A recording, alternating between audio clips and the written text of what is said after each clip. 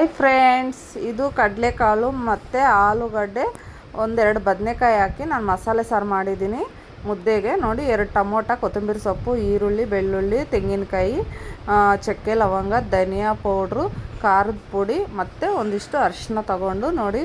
ಇವಾಗ ಚಕ್ಕೆ, ಲವಂಗ, ಕೊಬ್ಬರಿ ಹಾಕಿ ಫಸ್ಟು ನಾನು ಸ್ವಲ್ಪ ರುಬ್ಕೊತೀನಿ. ಆಮೇಲೆ ಆ ಪೌಡ್ರು ಎಲ್ಲ ಹಾಕ್ಬಿಟ್ಟು ಕೊತ್ತಂಬರಿ ಸೊಪ್ಪು ಎಲ್ಲ ಹಾಕಿ ರುಬ್ಬಿ ನೋಡಿ, ಈ ಥರ ಎಲ್ಲ ರುಬ್ಕೊಂಡು ಇಟ್ಕೊಂಡು ಮತ್ತು ಕಡಲೆಕಾಳನ್ನ ನಾನು ರಾತ್ರಿಯೇ ನೆನೆಸಿಟ್ಟಿದ್ದೆ.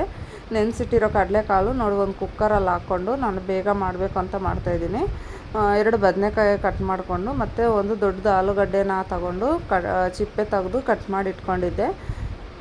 ಇದನ್ನೆಲ್ಲ ಒಂದು ಕುಕ್ಕರ್ಗೆ ಹಾಕ್ಬಿಟ್ಟು ನೋಡಿ, ನಾವು ರುಬ್ಬಿಟ್ಕೊಂಡಿರೋ ಮಸಾಲೆ ಏನಿದೆಯೋ ಆ ಮಸಾಲೆನ ಇಲ್ಲಿ ಹಾಕ್ಬಿಟ್ಟು ಕುಕ್ಕರಲ್ಲಿ ನಮಗೆ ನೀರು ಎಷ್ಟು ಬೇಕೋ ಅಷ್ಟನ್ನ ತೆಳ್ಳಗೆ ಬೇಕಂದರೆ ತೆಳ್ಳಗೆ ಮಾಡ್ಕೊಬೋದು, ಗಟ್ಟಿ ಬೇಕಾದರೆ ಗಟ್ಟಿ ಮಾಡ್ಕೊಬೋದು. ಇದಕ್ಕೆ ಸ್ವಲ್ಪ ಕಲ್ಲುಪ್ಪನ್ನ ಸೇರಿಸ್ಬಿಟ್ಟು ಸ್ಟವ್ ಮೇಲೆ ಇಟ್ಬಿಟ್ಟು 1-2 ವಿಸಿಲ್ ಬರೋಕ್ಕೆ ಬಿಡಿ ಫ್ರೆಂಡ್ಸ್. ನೋಡಿ, 2 ವಿಸಿಲ್ ಬಂದರೆ ಸಾಕು.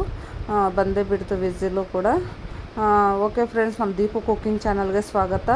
ನಮ್ಮ ಚಾನಲ್ನ ಸಬ್ಸ್ಕ್ರೈಬ್ ಮಾಡೋದು ಮರಿಬೇಡಿ. ಲೈಕ್ ಮಾಡಿ, ಶೇರ್ ಮಾಡಿ, ಕಮೆಂಟ್ ಮಾಡಿ. ನೋಡಿ ಫ್ರೆಂಡ್ಸ್, ಯಾವ ಥರ ಬಂದಿದೆ ಅಂತ ನೀವು ಕೂಡ ಒಂದ್ಸಲ ಟ್ರೈ ಮಾಡಿ. ನೋಡಿ, ವಿಸಿಲ್ ಬಂದೇ ಬಿಡ್ತು. ನೋಡಿ, ಇವಾಗ ಅದಕ್ಕೆ ಒಗ್ಗರಣೆ ಕೊಟ್ಕೊಳ್ಳೋಣ. ಒಂದು ಪ್ಯಾನ್ ಇಟ್ಬಿಟ್ಟು ಸ್ವಲ್ಪ ಸಾಸಿವೆನ ಸೇರಿಸೋಣ. ಎಣ್ಣೆ ಬಿಸಿ ಆಯಿತು, ಸಾಸಿವೆ ಹಾಕ್ಬಿಟ್ಟು ಮತ್ತು ಕರ್ಬೇವಿನ ಸೊಪ್ಪು, ಈರುಳ್ಳಿ, 4 ಒಣಮೆಣ್ಸಿನ್ಕಾಯಿನ ಹಾಕ್ಬಿಟ್ಟು ನೋಡಿ ಚೆನ್ನಾಗಿ ಫ್ರೈ ಮಾಡಿಕೊಂಡು ನೋಡಿ ಫ್ರೆಂಡ್ಸ್, ಮುದ್ದೆಗಂತೂ ಸಖತ್ತಾಗಿರುತ್ತೆ. ಇದು ಅನ್ನಕ್ಕೂ ಚೆನ್ನಾಗಿರುತ್ತೆ, ಚಪಾತಿಗೂ ಎಲ್ಲದಕ್ಕೂ ಚೆನ್ನಾಗಿರುತ್ತೆ.